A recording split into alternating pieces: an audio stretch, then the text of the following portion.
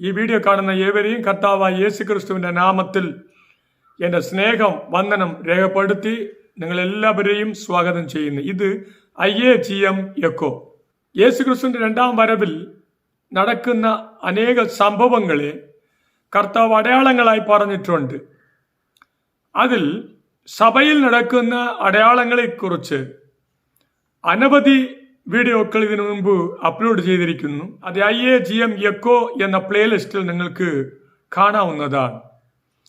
സഭയിൽ നടക്കുന്ന അടയാളങ്ങളിൽ വേറൊരു അടയാളത്തെക്കുറിച്ചാണ് ഈ വീഡിയോയിലൂടെ നിങ്ങളോട് പങ്കുവയ്ക്കുവാൻ ആഗ്രഹിക്കുന്നത്.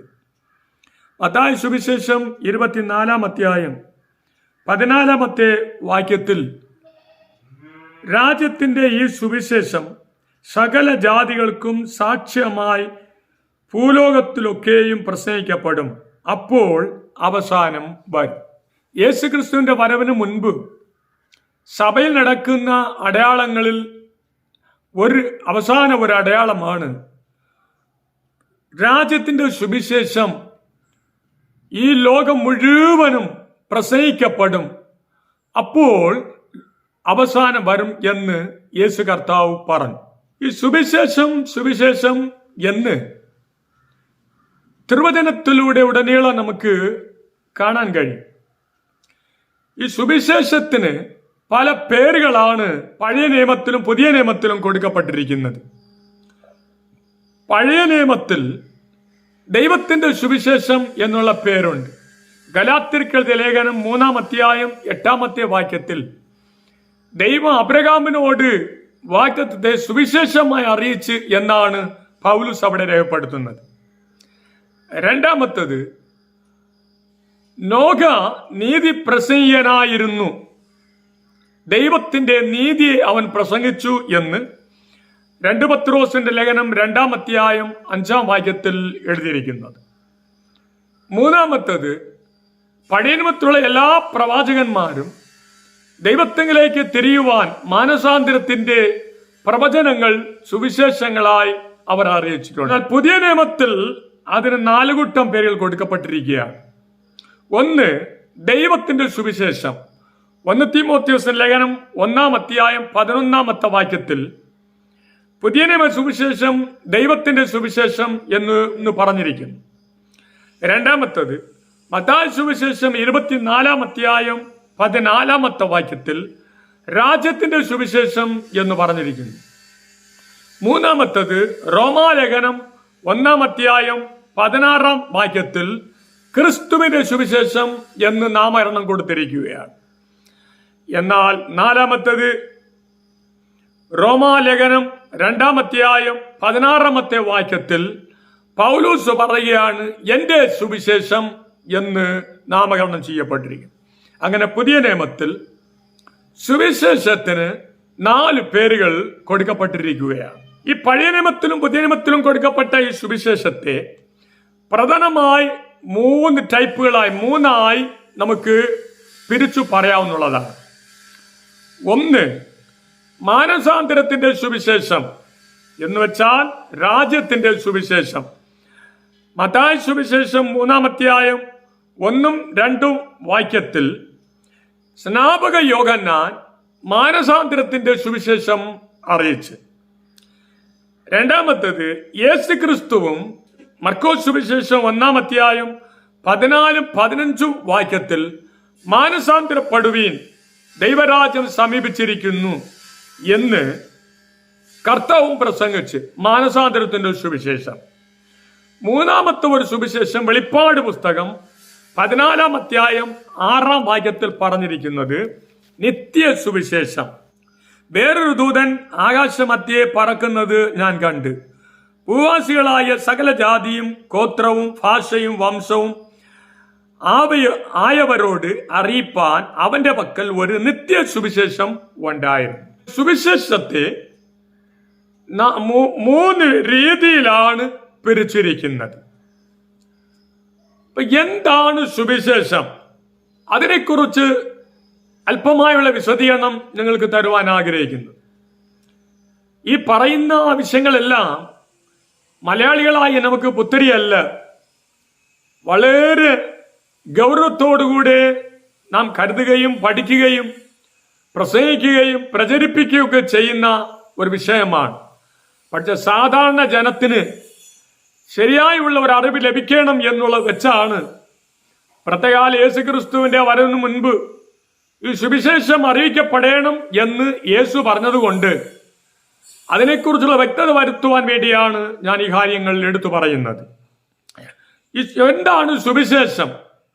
ഈ സുവിശേഷത്തിന് പുതിയ നിയമം എഴുതപ്പെട്ട മൂലഭാഷ ഗ്രീക്ക് ഭാഷയിൽ പ്രധാനമായി 2 ഗ്രീക്ക് പദങ്ങൾ കൊടുത്തിരിക്കുകയാണ്. ഒന്നാമത്തത് ഇവാഞ്ചലിയോൻ എന്നുള്ള പദമാണ് കൊടുത്തിരിക്കുന്നത്.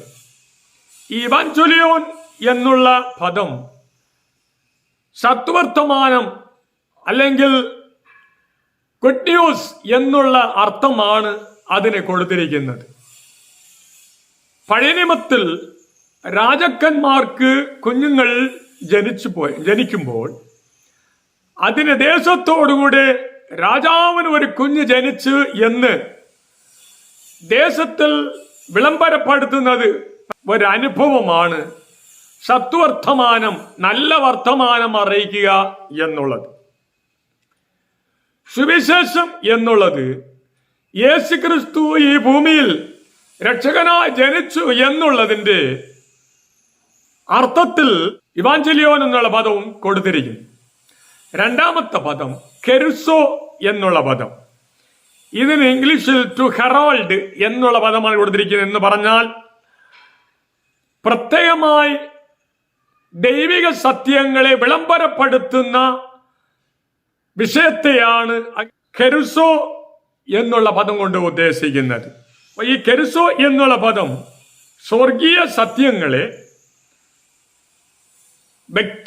വ്യക്തമായും പരസ്യമായും വിളിച്ചറിയിക്കുന്ന ഒരു സത്യത്തെയാണ് സുവിശേഷം എന്നുള്ള പദം കൊണ്ട് ഉദ്ദേശിക്കുന്നത്.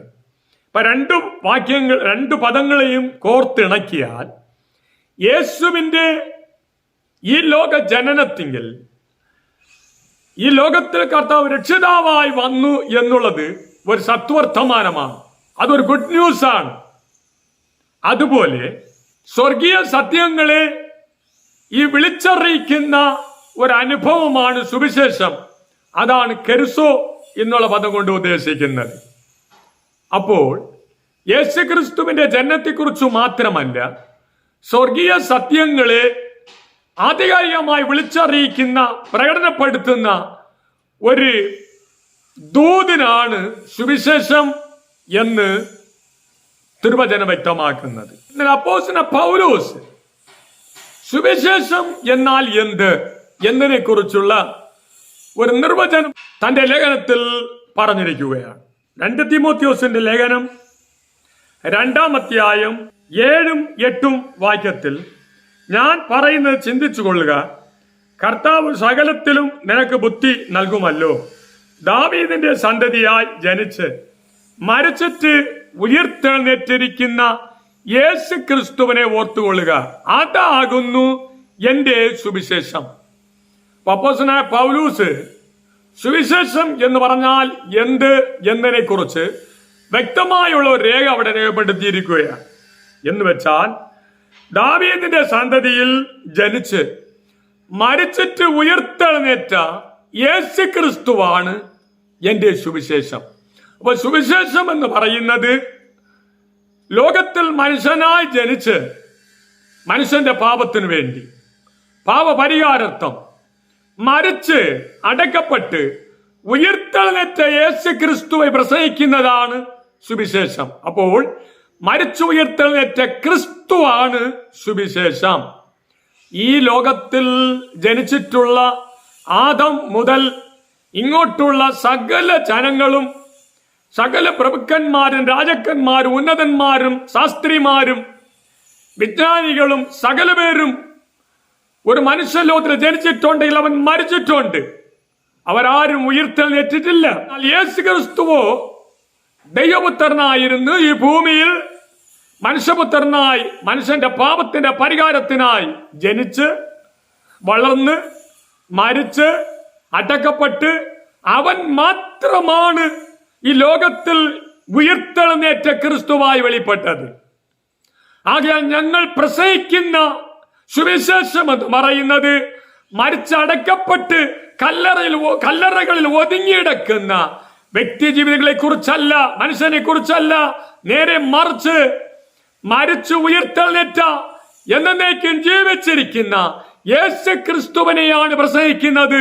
അതാണ് പൗലോസ് പറയുന്നത് എന്റെ സുവിശേഷമെന്ന്.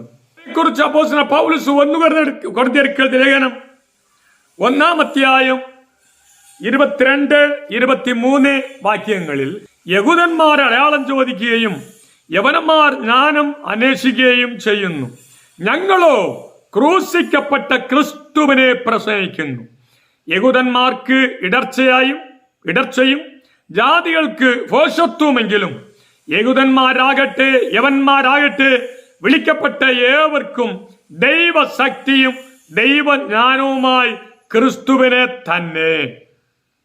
പൗലോസ് അവിടെ പറഞ്ഞിരിക്കുന്നത് ഞങ്ങളോ ക്രൂശിക്കപ്പെട്ട ക്രിസ്തുവിനെ പ്രസംഗിക്കുന്നു.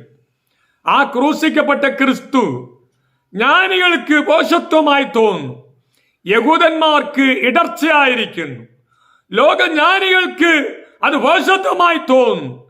എന്നാൽ ലോകത്തിനും ലോകജ്ഞാനികൾക്കും ഭോഷത്വമായി തോന്നുന്ന ക്രിസ്തു എന്ന സുവിശേഷത്താൽ അനേകരെ നിത്യജീവനിലേക്കും രക്ഷയിലേക്കും കൊണ്ടുവരുന്നത് ദൈവത്തിന് പ്രസാദകരമായിരുന്നു.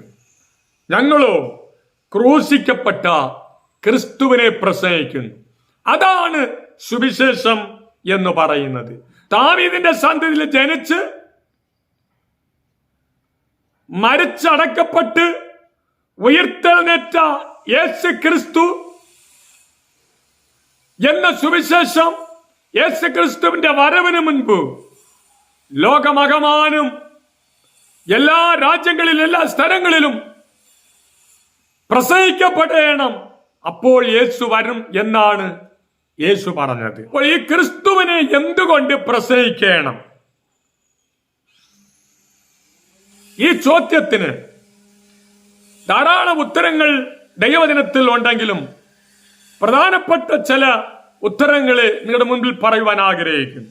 ക്രിസ്ത്യാനികളിൽ പോലും പല സ്ഥാപന നേതാക്കന്മാരും പല ദൈവമക്കൾ എന്ന് പേരെടുത്തവരും അവർ പറയുന്നത് എല്ലാ മതങ്ങളിലൂടെയും രക്ഷ ഉണ്ട്, എല്ലാ മതങ്ങളും ഒരു ദൈവത്തിലേക്കാണ് വഴിതിരിച്ചുവിടുന്നത്,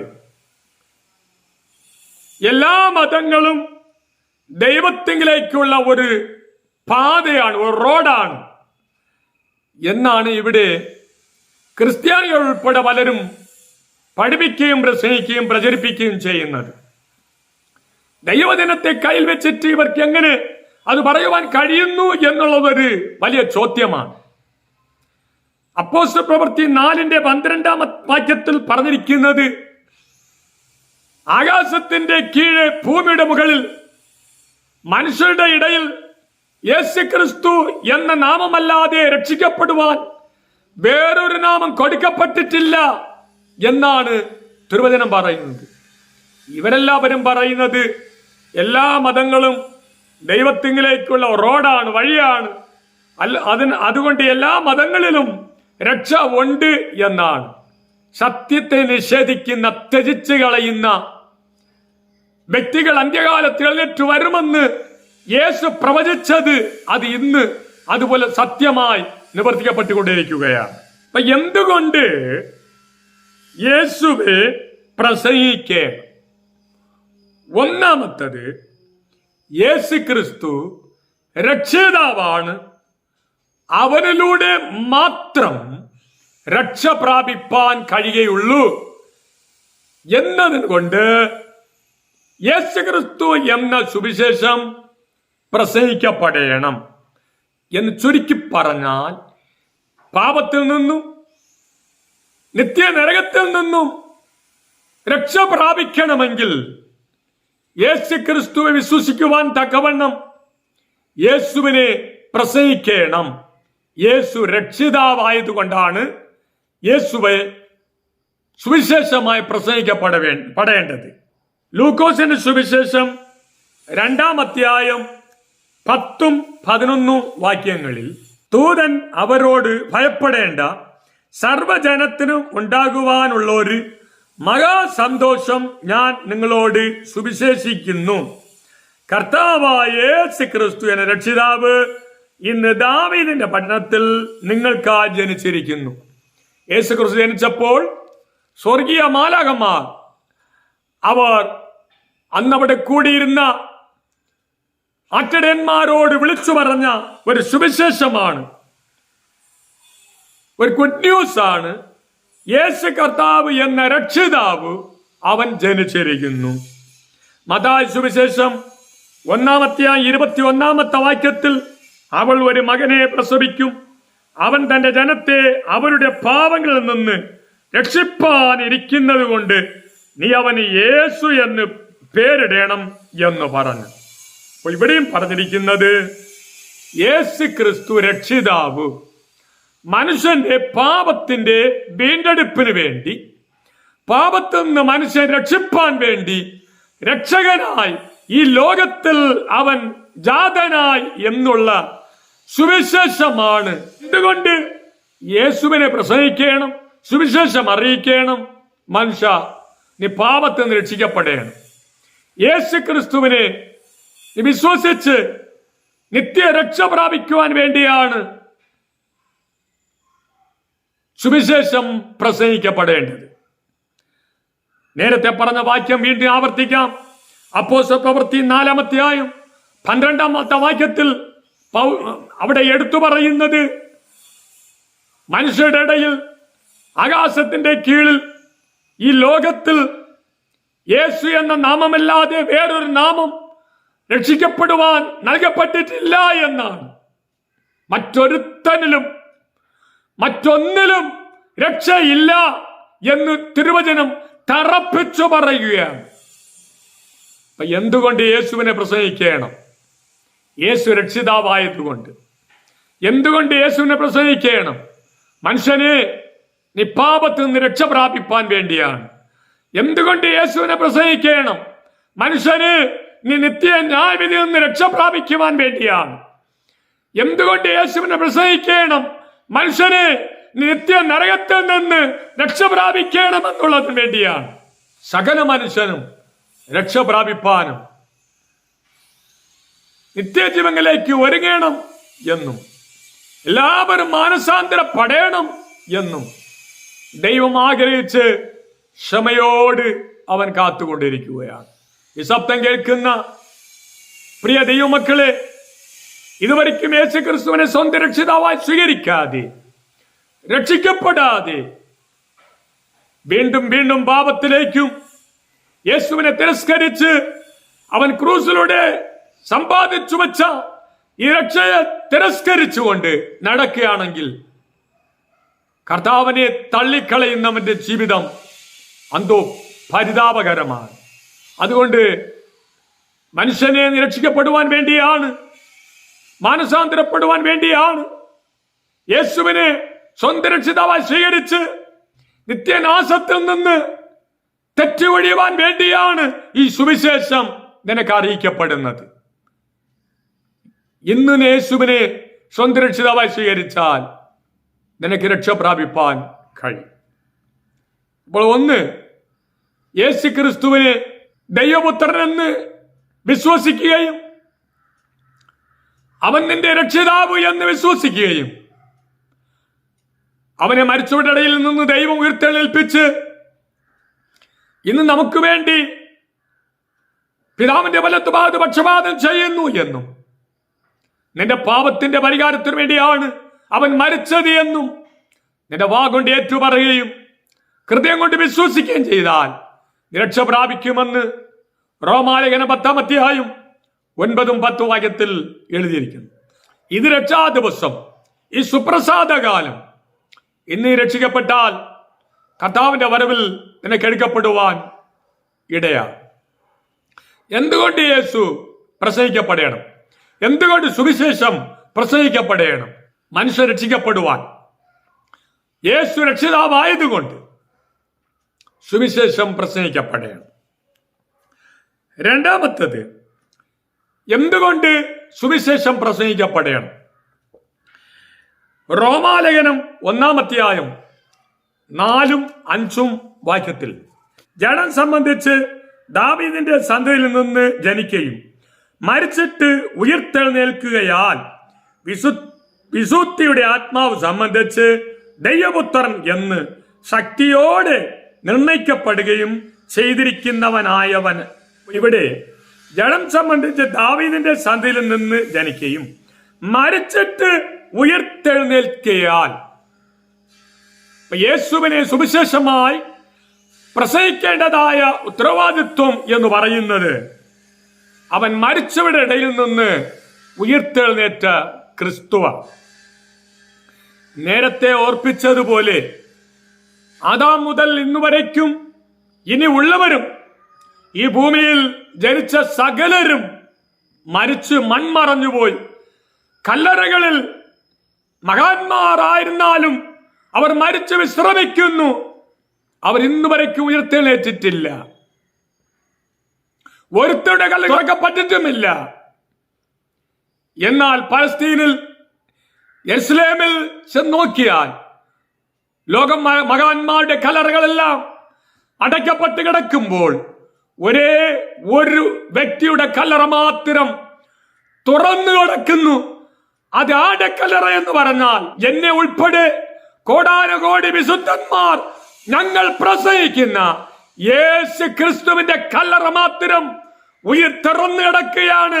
കാരണം മരണം അവനെ അടക്കി വയ്ക്കുവാൻ കഴിഞ്ഞിട്ടില്ല. യേശു ഉയർത്തെഴുന്നേറ്റു. അവൻ ദൈവപുത്രനെന്ന് നിരൂപിക്കപ്പെടുകയും ചെയ്തു. എന്തുകൊണ്ട് യേശു പ്രസംഗിക്കപ്പെടണം? എന്തുകൊണ്ട് സുവിശേഷം പ്രസംഗിക്കപ്പെടണം? മരിച്ച വ്യക്തികളെ കുറിച്ചല്ല ഞങ്ങൾ പ്രസംഗിക്കുന്നത്. മരിച്ചു ഉയർത്തെഴുന്നേറ്റ് സദാകാലത്തും ജീവിക്കുന്ന, ജീവനോടിരിക്കുന്ന യേശു കർത്താവിനെയാണ് പ്രസംഗിക്കുന്നത്. ഈ സുവിശേഷം ലോകം മുഴുവനും കർത്താവിന്റെ വരവിനു മുൻപ് പ്രസംഗിക്കപ്പെടണം.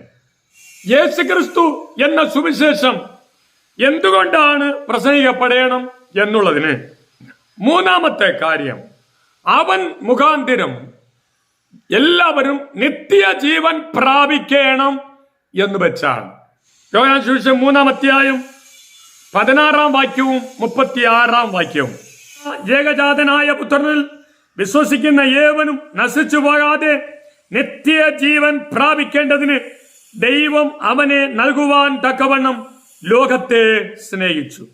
എന്തുകൊണ്ട് യേശുവിനെ പ്രസംഗിക്കണം? യേശു ക്രിസ്തു മുഖാന്തരം നിത്യജീവൻ പ്രാപിക്കണം. 2 ജീവിതങ്ങളെ കുറിച്ച് വേദപുസ്തകം പരാമർശിക്കുകയാണ്. ഒന്ന്, ഇഹലോക ജീവിതം.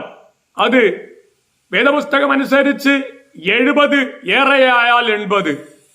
എന്നാൽ ഇന്നത്തെ കാലഘട്ടത്തിൽ സയൻസ് വർദ്ധിച്ചിരിക്കുന്ന, വളർന്നിരിക്കുന്ന കാലഘട്ടമാകിയാൽ 114, 116 വേണ്ടി വന്നാൽ 120 വർഷം വരയ്ക്കും ഒരു മനുഷ്യൻ ജീവിക്കുവാൻ കഴിയും.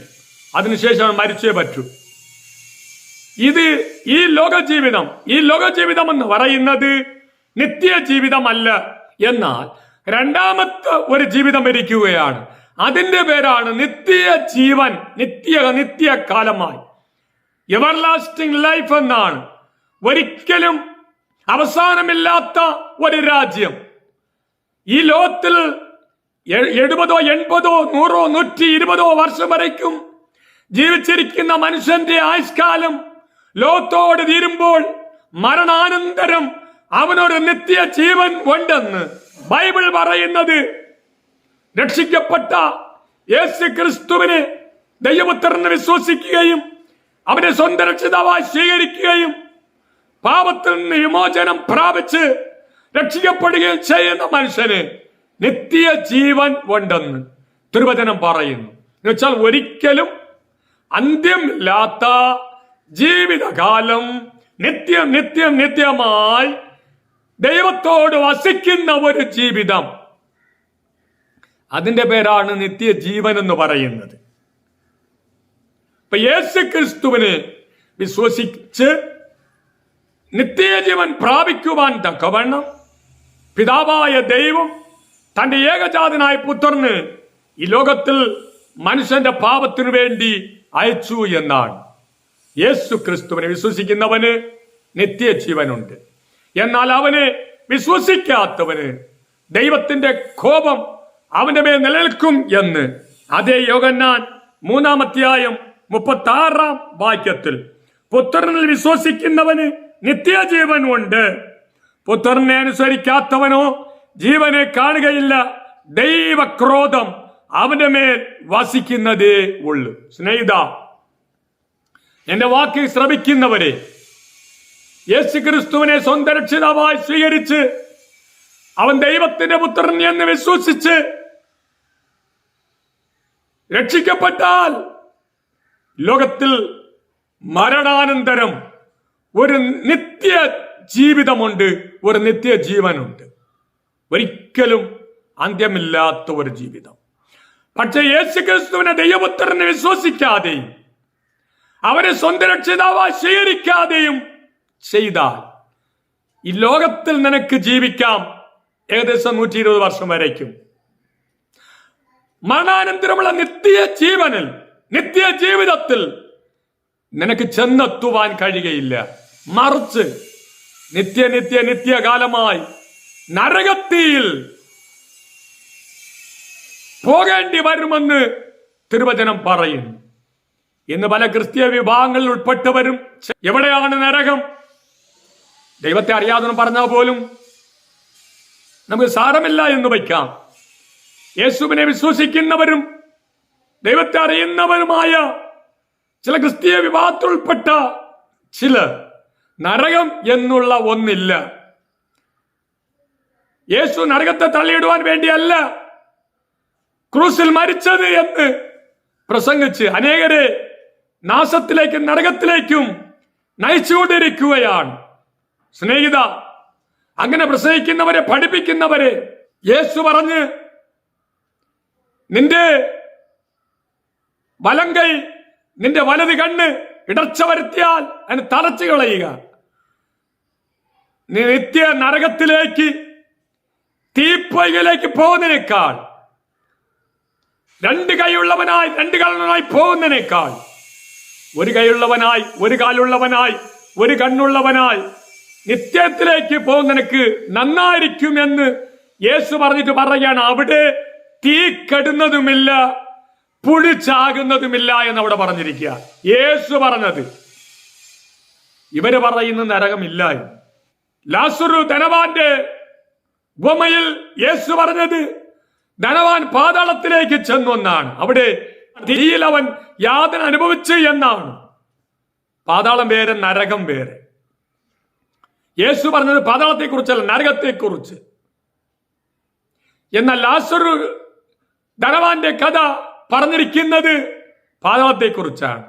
എന്നാൽ വെളിപ്പാട് പുസ്തകം 21:8 അവിടെ പറഞ്ഞിരിക്കുന്നത് അവിശ്വാസികളും അറയ്ക്കപ്പെട്ടവരും കൊലപാതകന്മാരും വിഗ്രഹാരാധികളും ശൂന്യക്കാരും പോസ്റ്റിൽ ഇഷ്ടപ്പെട്ടത് ചെയ്യുന്നവരും സകലവരും അഗ്നിയും ഗന്ധകവും കത്തുന്ന നരകത്തിലേക്ക് അവർ തള്ളപ്പെടും എന്ന്, അത് രണ്ടാം മരണമെന്ന് വെളിപ്പാട് പുസ്തകത്തിൽ യോഹന്നാന് ദൈവം വെളിപ്പെടുത്തി കൊടുത്തു. ഇവർ പറഞ്ഞുകൊണ്ട് നടക്കുകയാണ് നരകമില്ല എന്നാണ്, അഗ്നിയും തീയും ഒന്നും ഇല്ല എന്നാണ്. എന്നെ കേൾക്കുന്ന പ്രിയ ദൈവമക്കളെ, നരകത്തീ നിത്യകാലമായി ഒരിക്കലും മരണമില്ല നരകത്തിൽ പോകുന്നതിനേക്കാൾ ദൈവപുത്രനായ യേശു ക്രിസ്തുവിനെ ദൈവപുത്രൻ എന്ന് വിശ്വസിക്കുകയും സ്വന്തം രക്ഷിതാവായി സ്വീകരിക്കുകയും ചെയ്ത് നിനക്ക് നിത്യകാലമായി ദൈവത്തിലേക്ക് ജീവിക്കുവാൻ, കർത്താവിന്റെ രാജ്യത്തിൽ ജീവിക്കുവാൻ ഉള്ള അവസരമാണ് ദൈവം നിനക്ക് വേണ്ടി ഒരുക്കി വെച്ചിരിക്കുന്നത്. ഇന്ന് യേശുവിനെ സ്വീകരിച്ചാൽ, അവനെ സ്വന്തം രക്ഷിതാവായി സ്വീകരിച്ചാൽ നിത്യജീവൻ നീ പ്രാപിക്കും. അപ്പൊ യേശുവിനെ എന്തുകൊണ്ട് പ്രസംഗിക്കണം? മരണാനന്തരം നിത്യകാലമായി കർത്താവിനോടുകൂടെ ജീവിക്കുവാൻ വേണ്ടി. അങ്ങനെ ഒരു നിത്യജീവിതമുണ്ട്, ഒരു നിത്യജീവൻ ഉണ്ട് എന്ന് സകല മനുഷ്യനും അറിയണം എന്ന് വെച്ചാണ് യേശുവാകുന്ന സുവിശേഷം ലോകം ഒക്കെയും അറിയിക്കപ്പെടേണ്ടത്. നാലാമത്തത്, എന്തുകൊണ്ട് യേശുവിനെ പ്രസംഗിക്കണം? എന്തുകൊണ്ട് സുവിശേഷം പ്രസംഗിക്കണം? യേശു ക്രിസ്തുവിനെ അവൻ ന്യായാധിപതിയായി ദൈവം നിയമിച്ചിരിക്കുന്നു. ലോകത്തിൽ ജനിച്ച സകലവർക്കും ഒരു ന്യായവിധി ഉണ്ട്. ആ ന്യായവിധിയിൽ നിന്ന് രക്ഷ പ്രാപിക്കുവാൻ വേണ്ടിയാണ് യേശു ക്രിസ്തുവിനെ പ്രസംഗിക്കേണ്ടതും സുവിശേഷം അറിയിക്കേണ്ടതും. യോഹന്നാൻ സുവിശേഷം 5-ാം അധ്യായം 22 മുതൽ 27 വരെയുള്ള വാക്യങ്ങളിൽ എല്ലാവരും പിതാവിനെ ബഹുമാനിക്കുന്നത് പോലെ പുത്രനെയും ബഹുമാനിക്കേണ്ടതിന് പിതാവ് ആരെയും ന്യായവിധിക്കാതെ, ന്യായവിധിയെല്ലാം, ആ പദം ശ്രദ്ധിച്ചോണമേ, ന്യായവിധിയെല്ലാം പുത്രനെ അവൻ കൊടുത്തിരിക്കുന്നത്. സകല മനുഷ്യരെയും ദൈവം ന്യായം വിധിക്കും. വേദപുസ്തകം പഠിക്കുമ്പോൾ 2 ന്യായവിധി ഉണ്ട്. ഒന്ന് ക്രിസ്തുവിന്റെ ന്യായാസനം, അത് വിശുദ്ധന്മാരുടെ ന്യായവിധി എന്നാണ്. എന്നാൽ രണ്ടാമത്തെ ഒരു ന്യായവിധി ഉണ്ട്, അത് വെള്ളസിംഹാസന ന്യായവിധി എന്നാണ്.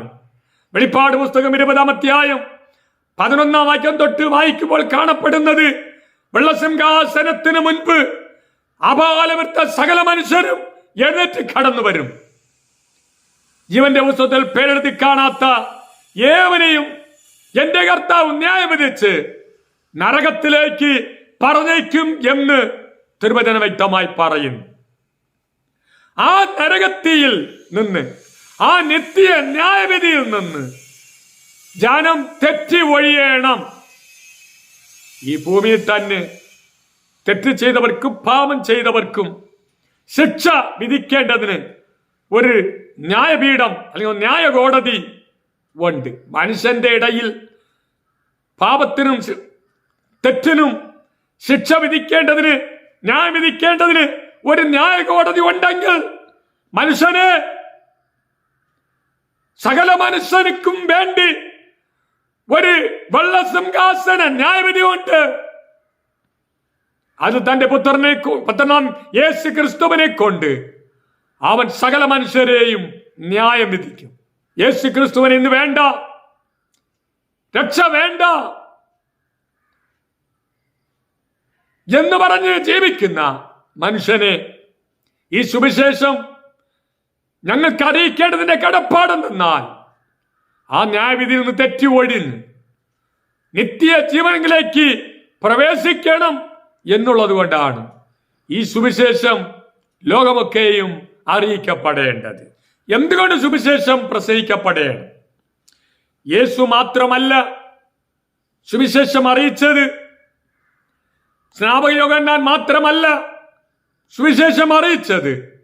യേശു ക്രിസ്തുവിന്റെ കാലത്തിന് ശേഷം, യേശു ക്രിസ്തുവിന്റെ സ്വർഗാരോഹണത്തിന് ശേഷം കർത്താവിനാൽ നിയമിക്കപ്പെട്ട അപ്പോസ്തലന്മാർ ഒക്കെയും യേശു ക്രിസ്തുവിനെ പ്രസംഗിപ്പാൻ ഇടയായിത്തീർന്നു. അപ്പോസ്തലപ്രവൃത്തിയുടെ പുസ്തകം 2-ാം അധ്യായം 32-ാം വാക്യത്തിലും അപ്പോസ്തലപ്രവൃത്തി മുഴുവനും നമ്മൾ വായിച്ച് നോക്കുമ്പോൾ അവിടെയെല്ലാം പറഞ്ഞിരിക്കുന്നത് അവർ യേശു ക്രിസ്തുവിനെ പ്രസംഗിച്ചു എന്നാണ്. ഈ യേശുവിനെ ദൈവം ഉയർത്തെഴുന്നേൽപ്പിച്ച് അതിന് ഞങ്ങൾ എല്ലാവരും സാക്ഷികൾ ആകുന്നു. അപ്പോൾ അപ്പോസ്തലന്മാർ യേശു ക്രിസ്തുവിനെ പ്രസംഗിക്കുകയും മരിച്ചടക്കപ്പെട്ട് ഉയർത്തെഴുന്നേറ്റ ക്രൂസിൽ മരിച്ച യേശു ക്രിസ്തു അപ്പോസ്തലന്മാർ മുഴുവനും സുവിശേഷം പ്രസംഗിക്കുക മാത്രമല്ല സാക്ഷ്യം പറയും ചെയ്തു. അപ്പോസ്തലന്മാർ മുഴുവനും മാത്രമല്ല ഈ 21-ാം നൂറ്റാണ്ട് വരയ്ക്കും സുവിശേഷ പ്രഘോഷണത്തിൽ ഏർപ്പെട്ടിരുന്നതുമായ കോടാനുകോടി വിശുദ്ധന്മാർ ജനം രക്ഷിക്കപ്പെടുവാൻ, ജനം മാനസാന്തരപ്പെടുവാൻ, ജനം നിത്യജീവനിലേക്ക് പോകേണ്ടതിന് ഒരുങ്ങുവാൻ, ജനം നിത്യ ന്യായവിധി തെറ്റി ഒഴിയുവാൻ, നിത്യ നരകത്തിന് ജനം തെറ്റി ഒഴിയുവാൻ എങ്ങനെ ജീവിക്കണം എന്ന് അവരെല്ലാവരും പ്രസംഗിച്ചു കൊണ്ടുവന്നു. 1-ാം നൂറ്റാണ്ടിൽ പ്രധാനമായി യേശുക്രിസ്തുവിനെ ആണ് അവർ പ്രസംഗിച്ചത്. യേശുക്രിസ്തുവാണ് പൗലോസിന്റെ സുവിശേഷം. അപ്പോസ്തലന്മാർ ഒരിക്കലും സമൃദ്ധിയുടെ അനുഗ്രഹത്തിന്റെയും പ്രസംഗം പ്രസംഗിച്ചിട്ടില്ല. അപ്പോസ്തലന്മാർ ഒരിക്കലും പ്രോസ്പെരിറ്റി തിയോളജി അവർ പ്രസംഗിച്ചിട്ടില്ല, പഠിപ്പിച്ചിട്ടില്ല. സമൃദ്ധിയുടെ അനുഗ്രഹത്തിന്റെയും സുവിശേഷം ഇത് പ്രസംഗിക്കുന്നതിന്റെ പല ലക്ഷ്യങ്ങളിൽ ഒരു ലക്ഷ്യം അവകളുടേതായ സാമ്രാജ്യത്തെ കെട്ടിപ്പടുത്ത് ഉയർത്തി ലോകത്തിൽ വലിയവനാകാൻ വേണ്ടിയുള്ള ചിന്തയിൽ എന്നുള്ളത് പറയാതെ തന്നെ എല്ലാവർക്കും അറിയാം. എങ്ങനെ വരുമാനം വരുത്തുക, അവർ പെരിയ സാമ്രാജ്യം കെട്ടിപ്പടുത്ത് ഉയർത്തുന്നു എന്നുള്ള സൂചന നൽകുക.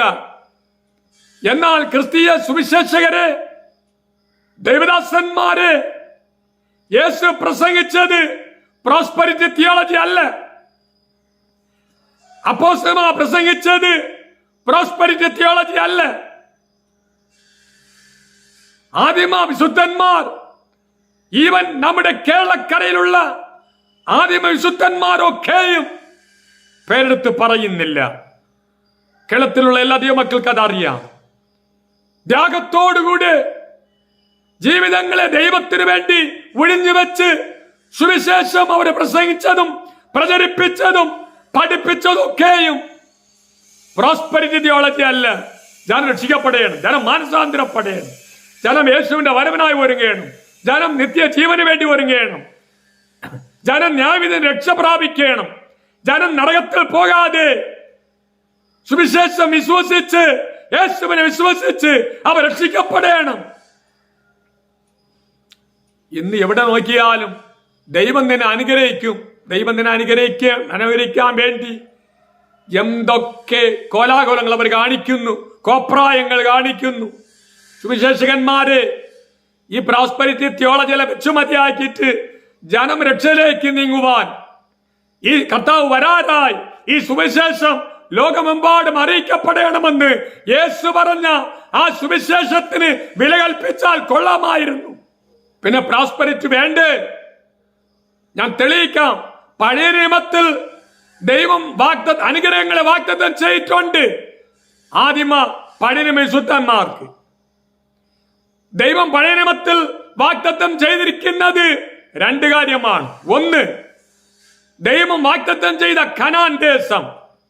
2, അബ്രഹാമിലൂടെ സുവിശേഷമായി ദൈവം അറിയിച്ച വാഗ്ദത്ത സന്തതികൾ. ഇത് രണ്ടുമാണ് ദൈവം പഴയ വിശുദ്ധന്മാർക്ക് കൊടുത്തിരിക്കുന്ന അനുഗ്രഹം എന്ന് പറയുന്നത്. അത് ഭൂമിയിലുള്ള അനുഗ്രഹമാണ്, ഭൗമിക അനുഗ്രഹമാണ്. എന്നാൽ പുതിയ നിയമത്തിൽ യേശുവാകട്ടെ അപ്പോസ്തലന്മാരാകട്ടെ പറഞ്ഞിരിക്കുന്നത് ഭൂമിയിലുള്ള ഭൗമിക അനുഗ്രഹം അല്ല, മറിച്ച് സ്വർഗത്തിലുള്ള സ്വർഗീയ അനുഗ്രഹമാണ്. എഫേസ്യ ലേഖനം 1-ാം അധ്യായം 3-ാം വാക്യത്തിൽ അവൻ സ്വർഗത്തിലുള്ള സകല ആത്മീക അനുഗ്രഹങ്ങളാൽ നമ്മെ അനുഗ്രഹിച്ചിരിക്കുന്നു. മത്തായി 1-ാം അധ്യായം 1-ാം വാക്യം മുതൽ വെളിപ്പാട് പുസ്തകം 22-ാം അധ്യായം അവസാന വാക്യം വരയ്ക്കും ഒരുത്തരും ഒരപ്പോസ്തലന്മാരും യേശുവും പ്രോസ്പെരിറ്റി തിയോളജി പ്രസംഗിച്ചിട്ടില്ല, പഠിപ്പിച്ചിട്ടില്ല. യേശു ഈ ഭൂമിയിൽ ജീവിക്കുന്ന പുതിയ നിയമസഭയ്ക്ക് ലോകപ്രകാരമുള്ള വാഗ്ദത്തം ദൈവം കൊടുത്തിട്ടില്ല. എന്നാൽ ഒരു കാര്യം സത്യമാണ്, യേശുവിനെ സ്വന്തം രക്ഷിതാവായി സ്വീകരിച്ച് നിത്യജീവന്റെ കാര്യത്തെ നീ അന്വേഷിക്കുമ്പോൾ ഈ ഭൂമിയിലുള്ള നന്മകളും അനുഗ്രഹങ്ങളും അതോട് ചേർത്ത് നിനക്ക് കിട്ടും എന്നാണ് യേശു പറഞ്ഞത്.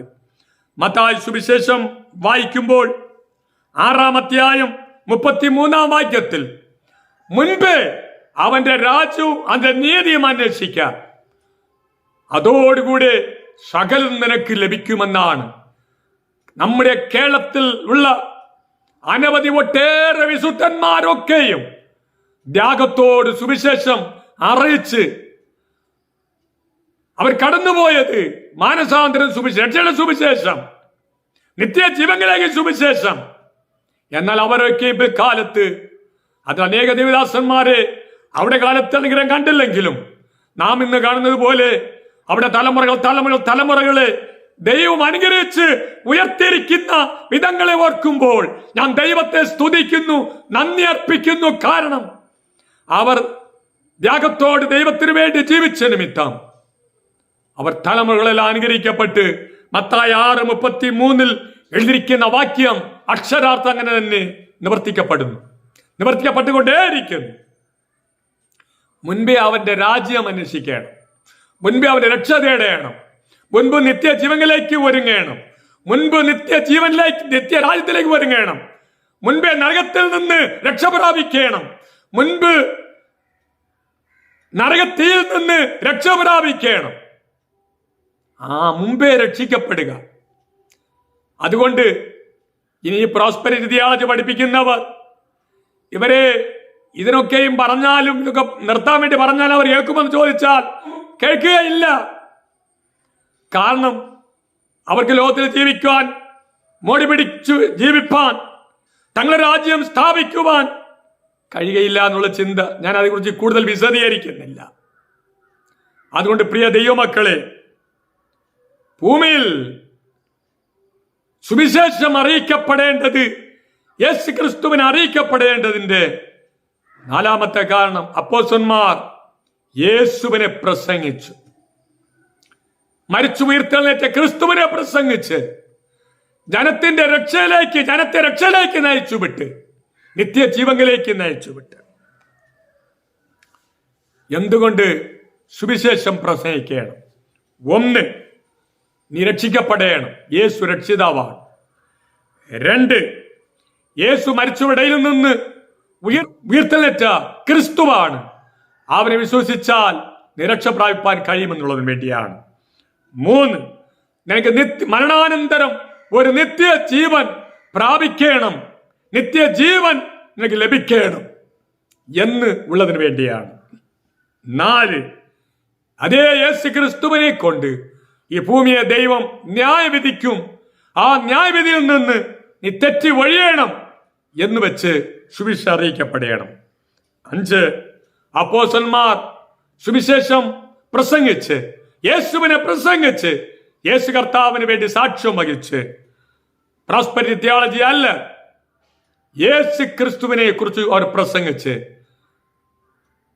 പ്രസംഗിച്ച സുവിശേഷം 21ാം നൂറ്റാണ്ട് വരയ്ക്കും സമർപ്പണം ചെയ്യപ്പെട്ട അനേക ദേവദാസന്മാരെ കൊണ്ട് പ്രസംഗിക്കപ്പെട്ടുകൊണ്ടിരിക്കുകയാണ്. കാരണം കർത്താവിന്റെ വരവ് അടുത്തുപോയി. കർത്താവിന്റെ വരവിന് മുൻപ് ഈ സുവിശേഷം അറിയിക്കപ്പെടണം എന്നുള്ള തലയായ ശ്രദ്ധയേറിയ ഒരു ഉദ്ദേശം, ഒരു കടപ്പാട് അവരുമേൽ ഉള്ളതുകൊണ്ട് ആ സുവിശേഷം അറിയിക്കപ്പെടണം. 1-2 കാര്യങ്ങളിൽ കൂടെ പറഞ്ഞിട്ട് ഞാൻ ഈ ഭാഗം ഇവിടെ കൊണ്ട് നിർത്താം.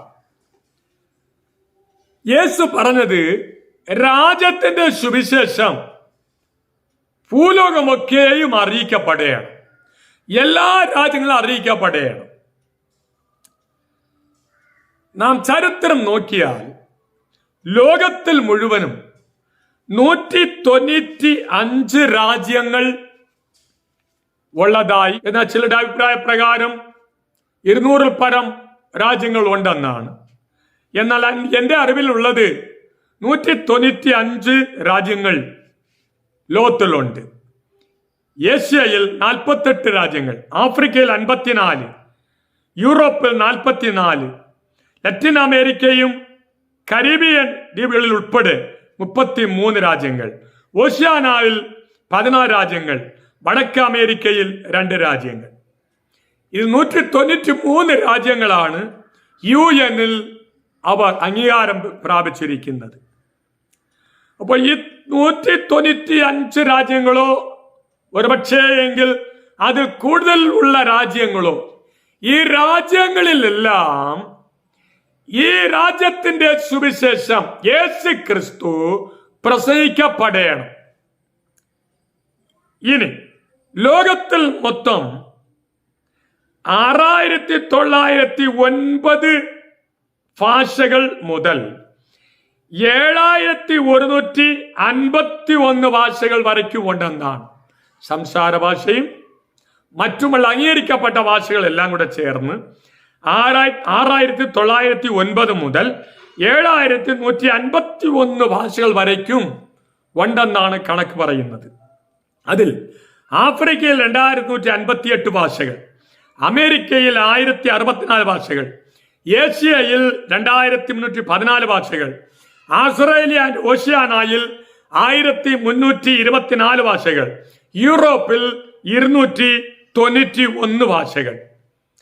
ഇങ്ങനെ 6000-ത്തിലധികം 7000-ൽ പരം ഭാഷകൾ കാണപ്പെടുകയാണ്. ഈ അംഗീകരിക്കപ്പെട്ടതും സംസാര ഭാഷകളും ആയിരിക്കുന്ന ഈ എല്ലാ ഭാഷക്കാരുടെ ഇടയിലും യേശു ക്രിസ്തുവിന്റെ വരവ് മുൻപ് യേശുവാകുന്ന സുവിശേഷം അറിയിക്കപ്പെടണം. മാത്രമല്ല, ലോകത്തിൽ ഉള്ള മതങ്ങളിൽ ഏകദേശം 10,000-ൽ പരമുള്ള മതങ്ങൾ ഉണ്ടെന്നാണ് കണക്കുകൾ പറയുന്നത്. അതിൽ ഇന്ത്യയിൽ മാത്രം മേജർ റിലിജിയൻസ്, വലിയ മതങ്ങൾ എന്ന് പറയുന്നത് ഇസ്ലാം മതം, യഹൂദ മതം, ഹിന്ദു മതം, ബുദ്ധമതം, ജൈനമതം, സിൻഡോ, സ്തോയിക്യ, ധാരാളം മതങ്ങൾ ഇന്ത്യയിൽ മാത്രമുണ്ട്. അങ്ങനെ ലോകത്തിലാകമാനം 10,000-ൽ പരം മതങ്ങളുണ്ട്. ഈ എല്ലാ മതങ്ങളോടും, ഈവൻ ക്രിസ്ത്യാനികളോടും യേശു ക്രിസ്തുവിനെ കുറിച്ചുള്ള സുവിശേഷം പ്രസംഗിക്കപ്പെടുകയാണ്. തന്നെയുമല്ല, ഇന്ന് ലോകത്തിൽ 2024 ഒക്ടോബർ മാസം 12-ാം തീയതി കണക്ക് പ്രകാരം 818,41,411 ജനങ്ങൾ, വലിയവരും ചെറിയവരും ഈ ലോകത്തിൽ ഉണ്ടെന്നാണ് കണക്ക്. ഈ 818,15,41,401 പേരോട്, ലോകം മുഴുവനുമുള്ള എല്ലാ ജനത്തോടും സുവിശേഷം അറിയിക്കപ്പെടുകയാണ്. പ്രിയ ക്രിസ്തീയ ദൈവമക്കളെ, പ്രത്യേകാൽ ആത്മീക ദൈവമക്കളെ, നമ്മേൽ വീഴുന്ന കടപ്പാട്, നമ്മേൽ ഏൽപ്പിക്കപ്പെട്ടിരിക്കുന്ന ഉത്തരവാദിത്വം എത്ര ഭയങ്കരം! അപ്പോൾ ഇത്രമാത്രം ഭാഷക്കാർ, രാജ്യങ്ങൾ, മതക്കാർ, ജനങ്ങൾ, ഇവരെല്ലാവരോടും സുവിശേഷം അറിയിക്കപ്പെടേണ്ട ചുമതല, ഉത്തരവാദിത്വം എനിക്കും നമ്മെല്ലാവർക്കും ഉള്ളതാണ്. കർത്താവിന്റെ വരവിന് മുൻപിൽ സുവിശേഷം അറിയിക്കപ്പെടണം എന്നുള്ള ഭാരമുള്ളത് കൊണ്ടാണ് അനേക ദൈവമക്കൾ, ക്രിസ്തീയ സ്ഥാപനങ്ങൾ വിവിധ തലത്തിൽ സുവിശേഷം അറിയിച്ചു കൊണ്ടിരിക്കുന്നത്. സാധാരണ ദൈവമക്കൾ ലഘുലേഖകൾ വിതരണം ചെയ്ത് യേശുവിന്റെ സുവിശേഷം അറിയിച്ചു കൊണ്ടിരിക്കുകയാണ്, അവർക്ക് കൊടുക്കപ്പെട്ട കൃപയ്ക്കൊത്തവണ്ണം. മാത്രമല്ല, പരസ്യയോഗങ്ങൾ, ഓപ്പൺ എയർ മീറ്റിംഗ്, പരസ്യയോഗങ്ങൾ ധാരാളം സ്ഥലങ്ങളിൽ, ഈ അടുത്ത കാലങ്ങളിൽ വലിയ വലിയ കൺവെൻഷൻ പ്രസംഗിക്കുന്ന ദൈവദാസന്മാർ പോലും അവിടെ ഒരു ശ്രേഷ്ഠതയും ചിന്തിക്കാതെ തെരുക്കോണികളിൽ നിന്നുകൊണ്ട് മൈക്കുകളെ പിടിച്ചുകൊണ്ട് അവർ സുവിശേഷം അറിയിക്കുന്നത് കണ്ടപ്പോൾ എന്റെ ഹൃദയം നന്ദിയാൽ നിറഞ്ഞു. അവർ ഒരു ക്രെഡിറ്റും കാണിക്കുന്നില്ല, ഒരു ശ്രേഷ്ഠതയും കാണിക്കുന്നില്ല. അവിടെ ഉദ്ദേശം എങ്ങനെയെങ്കിലും ജാതികൾ സുവിശേഷം അറിയിക്കപ്പെടണം എന്നുള്ള ഉദ്ദേശം കൊണ്ടാണ്. ടെലിവിഷൻ മുഖാന്തരം കൂടായി ധാരാളം ദൈവദാസന്മാർ ലക്ഷോപലക്ഷം രൂപ ചെലവഴിച്ച് സുവിശേഷങ്ങൾ എത്തിച്ചുകൊണ്ടിരിക്കുന്നു. മാധ്യമ പ്രവർത്തനങ്ങളിലൂടെ, ഇന്റർനെറ്റിലൂടെ അനേക ദൈവദാസന്മാർ, ദൈവമക്കൾ സുവിശേഷം അവർ ലോകത്തോട് അറിയിച്ചു കൊണ്ടിരിക്കുകയാണ്. മാത്രമല്ല, മാസ് മീറ്റിംഗ്സ്, കൺവെൻഷൻ യോഗങ്ങൾ, മറ്റും കാത്തിരിപ്പ് യോഗങ്ങൾ, ഉപവാസ പ്രാർത്ഥനകൾ എന്നുള്ള സുവിശേഷ പ്രഘോഷണത്തിലൂടെ ധാരാളം ദൈവമക്കൾ സുവിശേഷം അറിയിച്ചു കൊണ്ടിരിക്കുകയാണ്. തന്നെയുമല്ല, മിഷണറി പ്രവർത്തനങ്ങൾ, മിഷണറി ആക്ടിവിറ്റീസ്, ധാരാളം മിഷണറി പ്രവർത്തനങ്ങളിലൂടെ അവർ യേശുവിനെ പ്രസംഗിച്ചുകൊണ്ടിരിക്കുകയാണ്. അനേക ബൈബിൾ കോളേജുകൾ, തിയോളജിക്കൽ സെമിനാരികൾ, അതിലൂടെ കർത്താവിന്റെ നാമത്തെ, യേശുവിനെ അവർ പഠിപ്പിച്ചുകൊണ്ടിരിക്കുന്നു.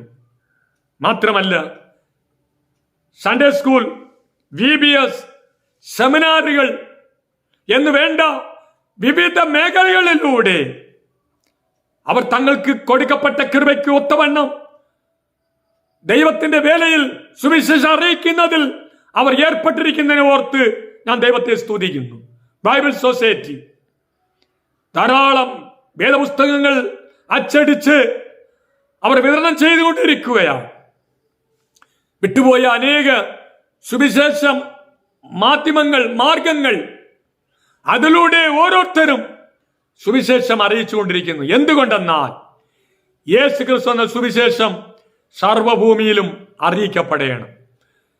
ഇത് മാത്രമല്ല, ഇന്ന് വിവിധ മാർഗങ്ങളിലൂടെ സുവിശേഷം അറിയിച്ചുകൊണ്ട് പ്രിയ ദേവദാസന്മാരെ, വിശ്വാസികളെ, ദൈവമക്കളെ, നിങ്ങൾക്ക് അവരവർക്ക് ദൈവം ഏത് കൃപ നൽകിയിട്ടുണ്ടോ ആ കൃപയ്ക്കൊത്തവണ്ണം കർത്താവിന്റെ സുവിശേഷം നമുക്ക് പ്രചരിപ്പിക്കാം. സഭാ പ്രവർത്തനങ്ങളിലൂടെ, സ്ഥാപനങ്ങളിലൂടെ അനേക ദൈവമക്കൾ സുവിശേഷം അറിയിച്ച് സഭകളെ സ്ഥാപിച്ച് ജനരക്ഷയിലേക്ക് വരുവാൻ വേണ്ടി അവർ ആനയിച്ചുകൊണ്ടിരിക്കുന്നു. അവരവർക്ക് കൊടുക്കപ്പെട്ട കൃപയ്ക്കൊത്തവണ്ണം, ദൈവം നമുക്ക് നൽകിയ താലന്ത് കൃപയ്ക്കൊത്തവണ്ണം, ദർശനത്തിനൊത്തവണ്ണം എങ്ങനെയെങ്കിലും വല്ലവിധേനയും യേശു ക്രിസ്തു അറിയിക്കപ്പെടണം. കാരണം യേശു വരാറായി. ആ കർത്തവ്യം, ആ ചുമതല, ആ ഉത്തരവാദിത്വം നമുക്കും അവരവർ തന്ന കൃപയ്ക്കൊത്തവണ്ണം, വിളിക്കൊത്തവണ്ണം നമുക്ക് ചെയ്ത് നിവർത്തിക്കുവാൻ നാം ഒരു തീരുമാനത്തോട് നമുക്കും മുന്നേറാം. അങ്ങനെ ക്രിസ്തുവിലേക്ക് നയിക്കാം. യേശു വരാറായി. ഈ ഭൂമിയിൽ യേശുവിന്റെ വരവിന് മുൻപ് സഭയിൽ നടക്കുന്ന അടയാളത്തിൽ ഒരടയാളമാണ് ഭൂലോകം മുഴുവനും സകല ജാതികളോടും സകല ജനങ്ങളോടും സുവിശേഷം അറിയിക്കപ്പെടും എന്നാണ്. അങ്ങനെ ചെയ്യുന്ന ഓരോ ദേവദാസന്മാർക്ക് ആ ദൈവത്തിന് നന്ദി പറയുന്നു. നിങ്ങളെ കർത്താവ് മെന്മേലും ശക്തീകരിക്കട്ടെ, ഉപയോഗിക്കട്ടെ കർത്താവിന്റെ നാമമഹത്വത്തിനായി. തുടർന്ന് അടുത്ത വീഡിയോയിൽ കാണുന്നവരേക്കും ദൈവം നമ്മെല്ലാവരെയും കാത്തു പരിപാലിക്കട്ടെ. മാരനാഥ.